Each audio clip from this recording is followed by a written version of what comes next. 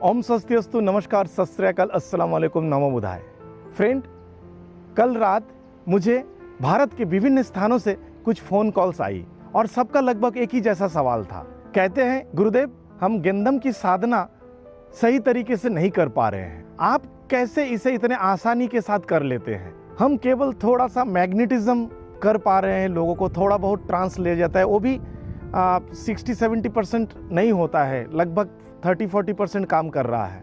लेकिन अन्य क्षेत्र जो आप जैसे कहते हो कि गेंदम एक जीने की कला है और जीवन के हर पहलू का समाधान इल्म गेंदम है, जैसे कि रिलेशनशिप, बिजनेस, जॉब, सक्सेस, किसी भी प्रकार का हीलिंग, उपचार आदि आदि। हाँ, उपचार यानी हीलिंग में हमें कुछ हद तक सफलता मिल पा रही है, परंतु जैसा आप कह रहे हो और जो फीडबैक आपके वीडियोस में मिलते हैं आपके स्टूडेंट के द्वारा, वो हमें नहीं मिल रहा है। ऐसा क्यों हो रहा है? मैंने सबसे यही कहा, गेंदम कोई कोर्स नहीं है, गेंदम एक ब्लेसिंग है जो डायरेक्ट ईश्वर से आती है। गुरु एक माध्यम है जिससे आपको लेना पड़ेगा। कुल मिलाकर गेंदम एक जीवन शैली है, जीवन जीने की एक कला है। आपको गेंदम के साथ जीना सीखना होगा, सिर्फ प्रैक्टिस करना ही काफ़ी नहीं होता।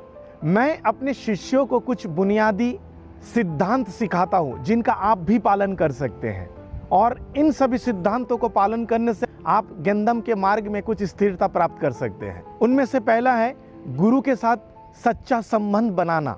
केवल औपचारिक रूप से आप अपने गुरु के साथ संपर्कित होंगे तो वो काफ़ी नहीं होता, बल्कि आपको अपने गुरु के साथ सच्ची श्रद्धा और समर्पण के साथ एक संबंध बनाना होगा। दूसरा है आश्रम के पूर्वजों और आपके गुरु के द्वारा दिए गए निर्देशों का पालन करना और उनके मार्गदर्शन को समझना और उसको आत्मसात करना, क्योंकि वे पहले इस मार्ग पे चलकर सफल हुए हैं। तो आपको उनके मार्गदर्शन को पहचानना और उस पथ में चलने की कोशिश करना। तीसरा है ईश्वर, गुरु और ऊर्जा के प्रति आपको संपूर्ण समर्पण होना बहुत ज़रूरी है। अगर उसमें जरा सा भी डाउट्स होता है तो वो आध्यात्मिक उन्नति के लिए और आध्यात्मिक पथ में एक बहुत बड़ा बाधा है।